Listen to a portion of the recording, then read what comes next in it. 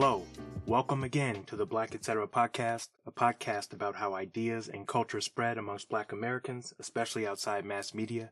I'm your host, Ian Youssef. For this episode, I spoke with author, speaker, James Beard Award winner, Adrian Miller, also known as the Soul Food Scholar. Adrian is an independent scholar, not a professor at a university. He's a former lawyer and used to run in the political world before he decided to become a scholar full-time and made soul food his subject. We spoke about the history of the term soul food, how it was coined amongst African Americans, and when it came into popular widespread use. We spoke about Adrian's controversial idea that soul food is African American immigrant cuisine tied to the Great Migration. We spoke about trends in soul food. We talked about a lot of different restaurants around the country and chefs doing interesting things. I had a fun time with this conversation, and I hope you enjoy it. Today I'm speaking with food historian, speaker, award-winning author, whose books include Soul Food, The Surprising Story of an American Cuisine One Plate at a Time, The President's Kitchen Cabinet, which is about African Americans who worked in the White House as chefs, Black Smoke, which is about African Americans and barbecue in the U.S. His latest book is Cooking to the President's Taste, Asian Heritage Chefs in White House History. I'm thrilled to be joined by illustrious soul food historian, the soul food scholar himself, Adrian Miller. Welcome, Adrian. Thanks for joining me. Hey, thanks so much. Good to be with you. What did your research show about how the modern use of the term soul food originated and spread?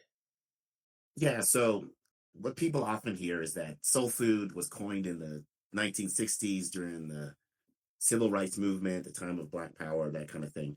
But soul food as a coined term really starts in the music world. So in the late 40s, early 1950s, you've got African-American jazz artists who are pretty miffed because they think white jazz artists are the ones who are getting the most money and fame for this musical genre they felt that they had created. So they decided to take the music to a place where they thought white musicians couldn't mimic the sound. And that was the sound of the Black church in the rural South. Mm-hmm. So this gospel-infused jazz sound that emerges in the late 1940s and 50s, the Black artists described that sound as soul. So it was really soul music first, and then later it got applied to different aspects of Black culture. So it was like soul music, soul brother, soul sister, then soul food. Right. So soul food was floating around in Black culture well before the 1960s, but in the 1960s is when it went mainstream. What distinguishes soul food from various regional cuisines and sub-cuisines in Black America? So I think really soul food, it has a lot in common with these other sub-cuisines like Gullah Geechee, Low Country, Creole food, and other things. But my novel argument, which not everybody agrees with, is that soul food is really the food that Black people took out of the South during the Great Migration. So it's really the immigrant cuisine of Black America, because people took this food to other places. They tried to recreate home. If they couldn't do it exactly with the same ingredients, which was often the case, they had to find substitutes or find other things. So an example, if you're doing peach cobbler outside of the South, if you're using canned peaches, you can have peach cobbler year round rather than having it just in the late summer when it's seasonal and fresh. Mm-hmm. Canning and other things, the industrial food system makes this possible. And also, it's the food of celebration.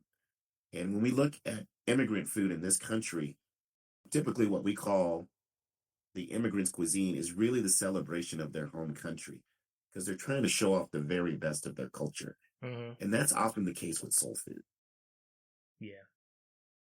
What books, songs, events, other cultural items or practices help to popularize soul food as a concept? Yeah, I think it was mainly the rise of Black cookbooks that's really kind of grabbed onto this idea of soul food. And a lot of it was the mainstream press, because these restaurants that were cooking this food, they'd been around for a long time, but their food was called something else. It was either just Southern cooking or down-home cooking, other things. Once it started to get cultural momentum in the 1960s, people grabbed onto soul food. It just became really popular. But you've got certainly jazz music, Motown, and popular music really helped with this. But I think it was really kind of outside the Black culture, people just grabbing onto this really marketable and cool term Hmm. and just wearing it out, man. I mean, the number of references to soul food by the time you get to the mid 60s, late 1960s, early 1970s is pretty staggering.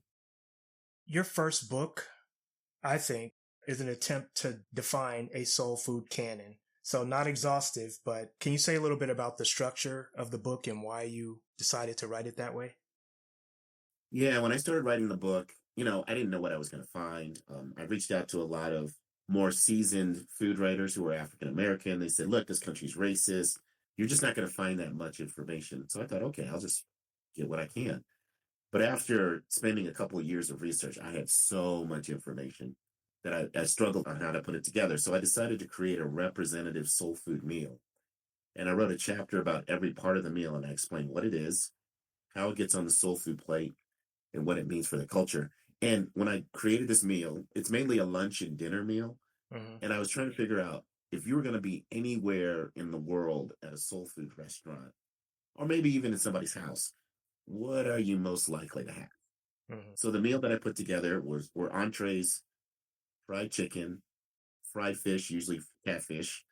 And then I wrote a chapter about chitlins. Now I know that you're not going to get chitlins everywhere, and I know that it's the most controversial soul food dish, but it's so iconic culturally that I couldn't write a book without mentioning chitlins. And then in terms of the side dishes, it was greens, collard, mustard, turnip, cabbage, kale. And then I wrote a chapter about black eyed peas, mac and cheese, candied yams, which are sweet potatoes, chapter on cornbread, chapter on red drink, because I believe that red Kool-Aid is the official soul food drink. Hmm. And as we know in soul food culture, red is a color and a flavor. So black people, we don't call things cherry or strawberry or that it has hints of cranberry. It's just red. That's right. Oh, I wrote a chapter about hot sauce. And then for dessert, I couldn't settle on one, so I wrote about four: pound cake, peach cobbler, banana pudding, and sweet potato pie. What dishes didn't make the cut? Yeah, so I get yelled at about a few dishes. So one that didn't make the cut was okra. Ah. That's probably the most significant one. The reason was when I was writing this book in 2010, 2011, outside the South, you really didn't see okra that much in restaurants. Hmm. It was just only once in a while. When you're in the South, it's all over the place. But once you get outside of the South, you just don't see it that much. Now, okra has had a serious makeover because people outside Black culture have discovered it, and now it's almost like a typical bar food now, fried okra. Hmm. And so it's much more prevalent now than it was before. But that's the one that I don't. The process for you writing this book and doing research, you said that you went all over the country eating at soul food restaurants, in addition to looking at cookbooks. What do you think were the limitations of that approach, of relying on restaurants and cookbooks to be kind of the definitive place where you're looking at the food? Yeah, I just think I was getting only a slice, although a major slice of the soul food story. Because I think, the way that soul food is expressed at home and in churches, I think is a big part of the story. But the thing is, I had very limited means. I didn't have a huge budget. Hmm. So doing it the way that I did made the most sense and allowed me to be extensive. So that's just the way I told it. It was really just because I didn't have a big advance. Because when I wrote the book, I was an unknown guy. Hmm. I was just this recovering lawyer who was curious and had an appetite. And so, for a publisher to take a chance on me like University of North Carolina Press did was no small thing because I hadn't written a book at that point. And so they really didn't know how this was going to turn. Hmm. And so I understand why I didn't get much money the first time. Yeah. Earlier, you said that especially the restaurant soul food is weighted more towards celebration food. If you define soul food as Black Southern immigrant cuisine, Uh-huh. in what other ways do restaurant and home cooked soul food differ, do you think? I don't think it differs that much. I think what you're getting in a soul food restaurant is pretty close to home cooking. I think the main difference that I've seen is, when you're cooking food for large quantities, the seasoning may not be at the same level as what you would get at home. It's still good, Hmm. but it just may not be at the same level. And then also what I noticed in soul food restaurants is, there's not a lot of variety, right? They're pretty much going to have a standard meal. But there are some places which I love, which do try to have different things featured every day to make you feel like you're coming to somebody's home. But usually you had a pretty standardized menu. And then the other thing was, that is a lot like home, is like sometimes you go to a restaurant and you'd want to get something and they would say, oh, the cook just didn't make that today. Oh, yeah. That's what would happen at home, right? Yeah, I wasn't feeling like making that. So, go make some leftovers or get something like that. Right. So, but yeah, I think one of the distinctive features of soul food is it's very similar to home cooking. And so, I think that's one of the defining characteristics of the cuisine, but also one of the reasons why it's so beloved. And even restaurants are often decorated this way. You feel like you're coming into somebody's home. Yeah, that's true. That's really fascinating because when you think about other American, either immigrant cuisines or people who have restaurants, Indian food in the States, Indian restaurants, is nothing like Indian food in India or just home cooked stuff from Indians. But yeah, it's really fascinating that soul food is one of the ones that seem to be pretty close to home cooking. Yeah. And I love that. Yeah. How do you think other commercial pressures and more recently social media have affected how the cuisine is defined and discussed? Well, so you're seeing the cuisine change quite a bit just because, first of all, right now, it is really hard to run a restaurant. Mm-hmm. You've got skyrocketing food prices. You've got labor shortages. You've got wage increases. And so it's really taking a toll. So I'll give you a couple of examples. So, for instance, for a long time, the dominant seafood fish served in a soul food restaurant would be catfish. Mm-hmm. But the catfish industry in the United States has been hit so hard that most restaurants are now switching to tilapia or the Asian catfish, pasta swai. Mm-hmm. So that's one example. And you're seeing, I think, more and more people kind of go to more canned and frozen food preparations just because, they just don't have the labor to do home cooking the way they used to. Mm-hmm. So, but the change in catfish is one big example that I've been seeing, and just the rise in prices. Yeah. I think I'm also seeing a lot of, again, back to the commercial pressure stuff, advertising to get clicks. So weird dishes, things that are that kind of thing. Yeah. People make jokes about it online, but like the Hennessy sauce, that kind of stuff. Yeah, there's a lot of crazy stuff. I'm thinking about somebody made a cake out of like fried chicken, cornbread, like a soul food. Yeah, I've seen that one. Yeah. So no, I hear you. And maybe some of that tastes good, but most of that is just stuff I wouldn't even want to eat. Right. But I think the good news is I don't see soul food restaurants trying to replicate that stuff. I think that's just influencer stuff happening. But I guess the only thing that I've seen kind of influencer led, even though it was organic, is Kool-Aid pickles. I think Kool-Aid pickles had a moment and it started showing up in restaurants, but it just didn't last long.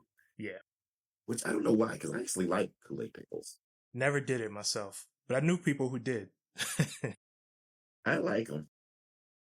Can you point to some examples of soul food dishes that used to be popular that were lost to time, but have made a comeback? Well, the ones that used to be popular, they haven't made a comeback yet. So that's a hard question for me to answer because the obvious answer is possum and sweet potatoes, known as possum and taters. 100 years ago, 150 years ago, that's what Black people, that was the Epicurean dish. That was the highest expression of Black cuisine. And nobody eats that now. At least nobody that I know of. Very few people. Very few people.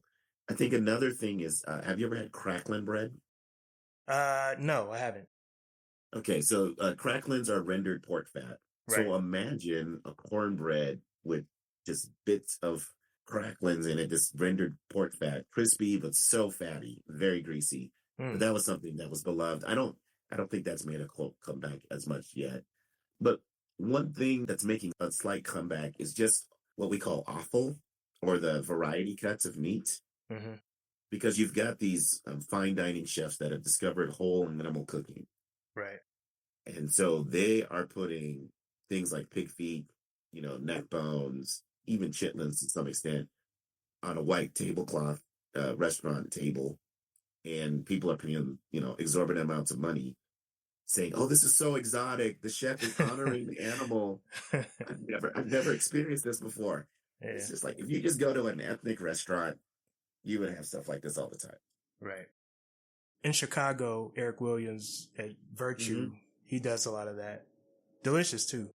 Yeah, that's one of the best places in the United States. Yeah. Yeah. I've heard you talk about the problems with, for example, barbecue leaving its region.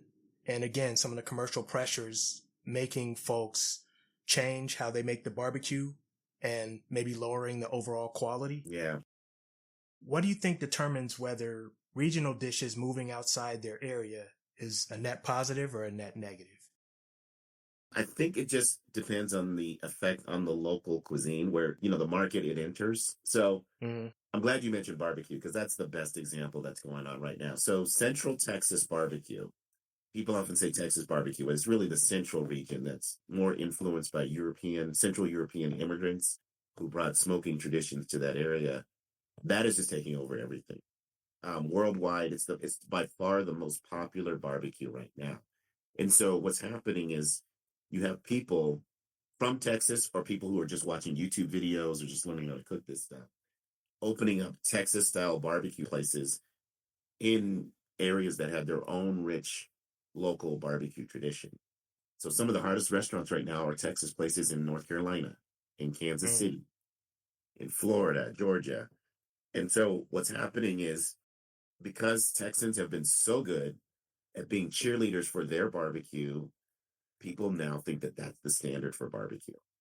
So if you're a black barbecue restaurant who's specialized in pork and you've done it a certain way for decades, and people are coming into your restaurant asking for brisket, and that's just never something you've ever done, you got to make a choice, right? Because you want that customer base. So do you start making brisket to keep up? Or do you stay with what you're doing and take the loss in business? And it's hard because you've got black places that are taking a lot of hits. And then, so for the people that aren't used to making brisket and start making brisket, if it's just not that great, should you be making that brisket? Right. So it's been fascinating to see what's going on with barbecue. I just haven't seen it that much with other things except a few trendy dishes like chicken and waffles and shrimp and grits. Yeah. And as long as that's a specialty on the menu and it's not crowding out other local specialties, I'm fine with it. I guess my only thing is just please be true to the original form of that dish. And if you're going to freelance and change it, just tell your customers that, like this is your own version of the dish. Because I can't tell you how many times I've been in places across the country where they will purport to have this Southern specialty on the dish. I'll order it, and it is nothing like the original. Yeah. But they're getting over on people because they know that the locals don't know, right? They don't know any better. So they're not going to take them to task for making that dish. What would you say are the most recent kind of canonical, widely accepted soul food dishes? Definitely fried chicken, although I know fried chicken covers so many things, but fried chicken for sure, and especially chicken and waffles. Yeah. I would say shrimp and grits is Mm-hmm. one of the big things right now. This is a little bit Kool-Aid pickles to some extent at its moment. I think people are catching on to greens because they've been cast as a superfood for the healthy. Mm-hmm. So I think more and more people are paying attention to greens, especially kale. I tell people who, when I do my soul food talks, I say, look, if you've been introduced to kale in the last 5 to 10 years, welcome to the party because we've been eating them for about 300. Right. I also think maybe the Atlanta focused lemon pepper thing is spreading a lot. I see that a lot outside of Atlanta. Yeah, yeah, yeah. Again, all of this stuff isn't necessarily originated with black folks, but I do see around the country that that's becoming like a thing. Yep. And then what I mentioned earlier, fried okra. Yeah. Fried okra is just everywhere right now. Was that not a traditional preparation? To some extent, but in the South, it's usually steamed or just boiled. Okay. When I ate my way through the country, when I was in the South, Sometimes I would order something and okra, a piece of steamed okra would just be on top of it as a condiment. And I didn't even ask for it. So that to me is the more typical preparation. I think fried is just, you definitely see it, but it's just something more recent. Hmm. What soul food innovations have you seen and do you anticipate going forward? Well, I think a lot of energy right now is in the vegan and vegetarian space, which is actually a throwback to how African Americans ate for a long time, especially during slavery, because meat was a luxury item that my ancestors didn't have access to regularly, didn't have regular access to white flour and white sugar. Those were prestigious things, and the status of Black people meant that you did not get those on the regular. So I really think that vegan and vegetarian has been really interesting. And so one example is, you would make your pot of greens, but instead of having smoked turkey or smoked pork, you would have seasoned smoked spices, like smoked paprika. So you're trying to get the same profile, but not have the, just different vibe in terms of health. You're seeing more people drinking hibiscus drinks, which I think is the original red drink. You're seeing in barbecue, you're seeing people use jackfruit instead of pork. They're smoking roots to mimic a rib tip. I see a lot of creativity. And then I went to a place that's no longer open. It was called Solely Vegan in Oakland, California. They had something they called Southern Fried Tofu. Hmm. So it was tofu that was battered and then floured and fried to perfection. I mean, it was really good. So I think that's where you're seeing a lot of innovation. And then you're seeing a lot of fusion with other cuisines like soul food filled egg rolls. Mm. When I lived in Chicago, there was a place in Hyde Park, Stacey Bone, that did that. They had that for years at the Taste of Chicago. Yeah. And then after I left up the street, there was another place called Soul Shack, I believe. It may be closed now. They did the same thing. Yeah. You've got in LA, you've got black tacos. In Mississippi, you've got the Mississippi Delta tamale. So coarser ground beef and then coarser cornmeal. So it's not fine like the Mexican tamale in terms of the masa harina. And then you've got hood Chinese. And then also, I think something that's interesting, there's a guy in Atlanta, he calls himself the Blaxican. And yeah, I know. Don't get mad at me. That's what he calls himself. He's doing things like a collard green quesadilla. Yeah.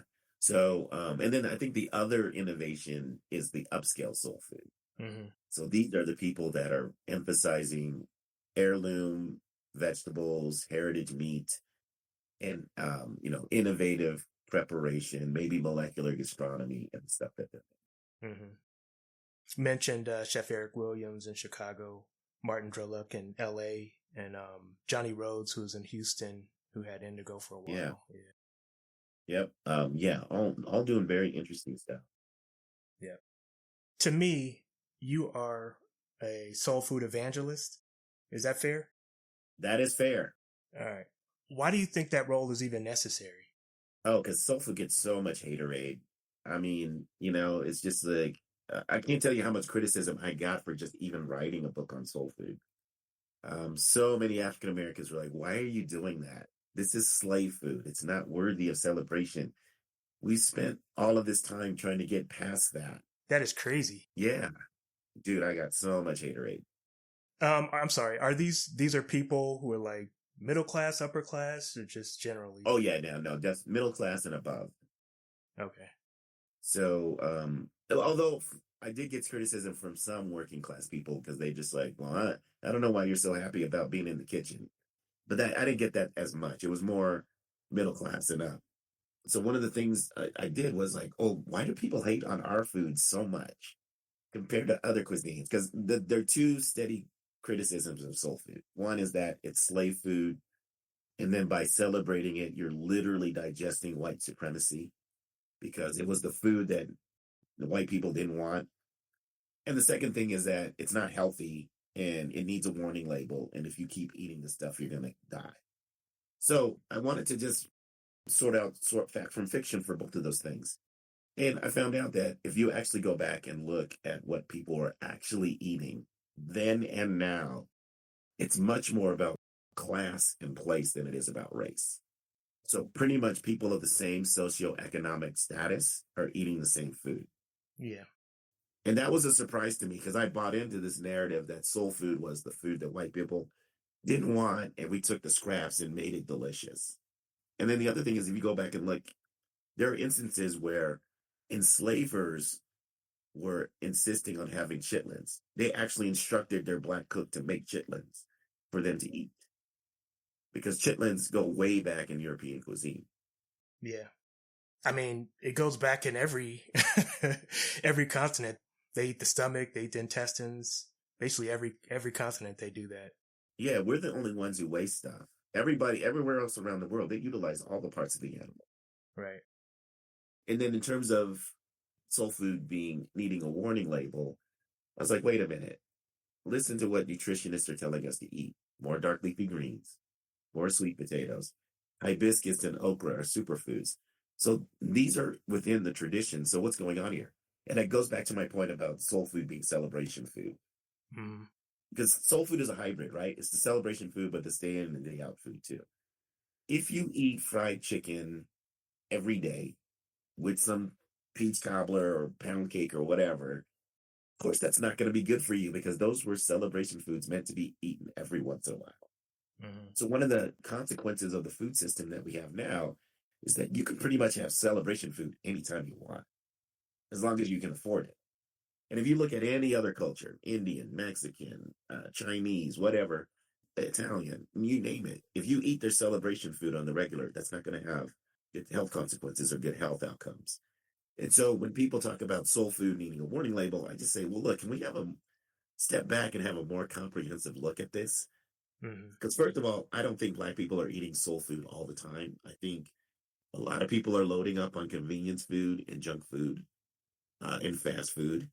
And I think that there is an impact that being exposed to racism 24/7 has.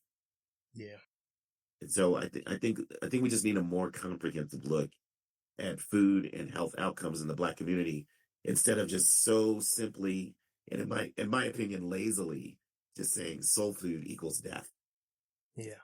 And disease. I want to give a shout out to Dr. Psyche Williams Forson, who wrote Eating While Black about food shaming. Yep. She actually will be a guest on this podcast, so stay tuned. Oh, that's great. Yeah. No, I got her book right over on the shelf here. I just finished it. So what are you currently working on? So right now I am working on a project to celebrate Black street food vendors. So I want to show how they repped West Africa and the foods that they sold, the clothes that they wore, their aesthetic, all of that stuff.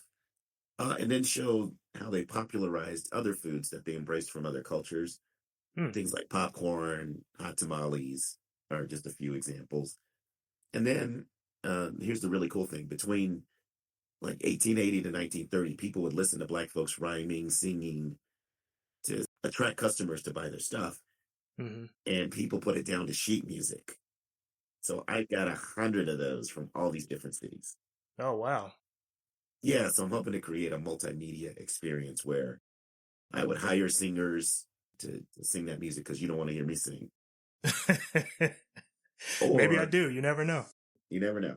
Or in the case where I don't have sheet music, I would get a local spoken word artist to just interpret the street cry, as they call them.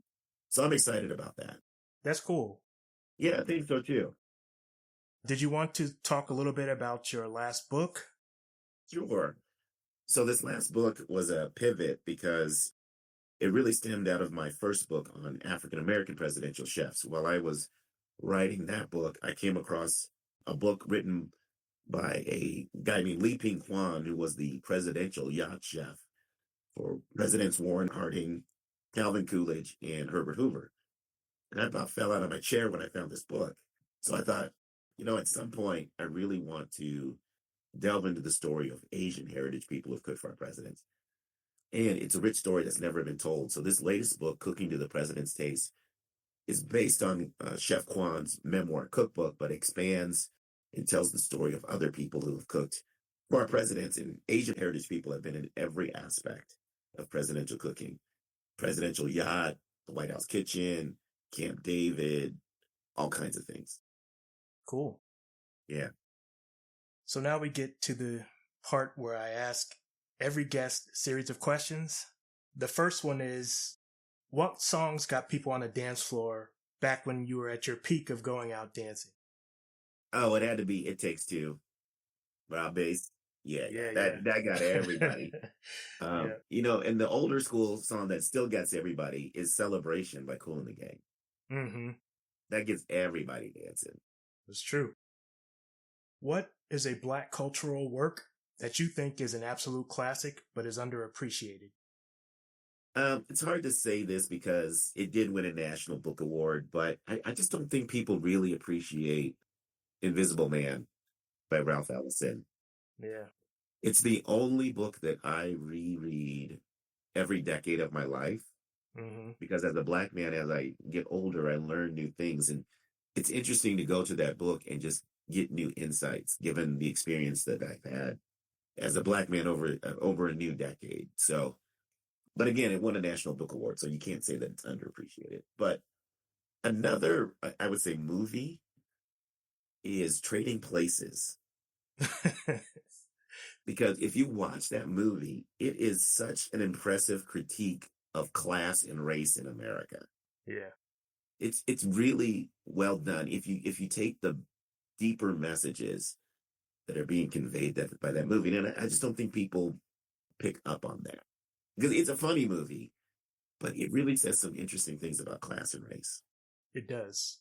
I actually remember in one of my psychology classes in high school, they had us watch Trading Places. Are you serious? Unedited? Unedited.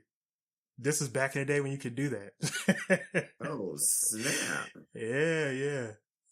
Wow. Okay. This is at a public high school? This is at a public high school, yeah.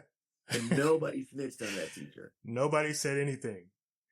Yeah. Wow. But we were also, English classes, they were showing us Romeo and Juliet, the 70s version, unedited. So, this was a different time.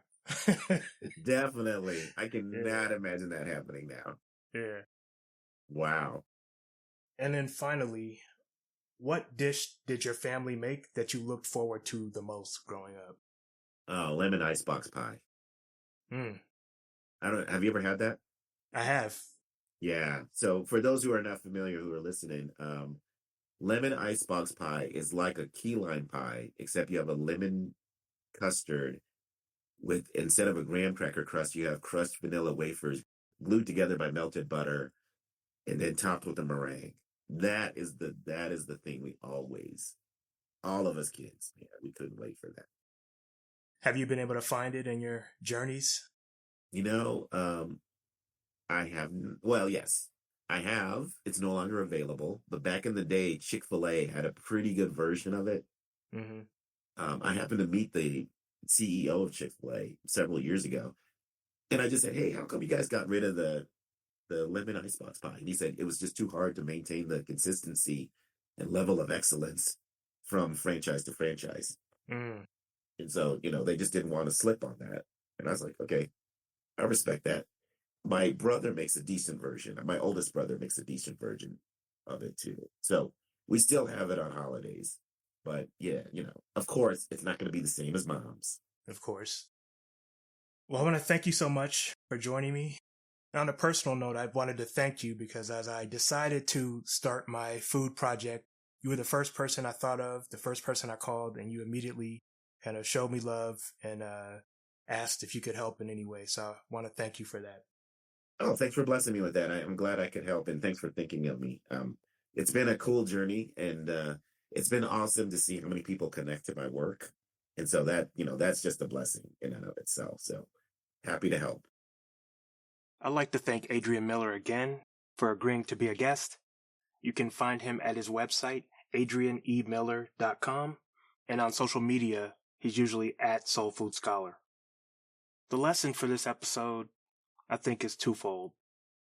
One is that we actually do not need mainstream media or mainstream avenues for ideas to spread amongst Black folks. My ears perked up when Adrian told me that the term soul food predated the 60s and that it was popularized amongst black jazz musicians. I really didn't know that. So soul food, the term, had a full generation basically of use before it became widespread in the 60s, prompted by mainstream acceptance and spread. The second lesson is a little less rosy. It's not only positive or good ideas that spread amongst black folks, it's also harmful ideas and stereotypes, internalized hatred, etc. I think you can tell in the conversation that I was shocked when he told me that so many middle class and upper class black folks look down on his pursuit of knowledge around soul food.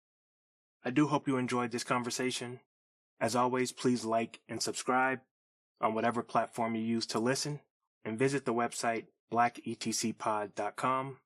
I've added a couple new sections, a print interview section, which will be coming soon, as well as a links section, links that I think are relevant, black archivists, historians, those kind of efforts. Thank you for listening, and I'll see you next time.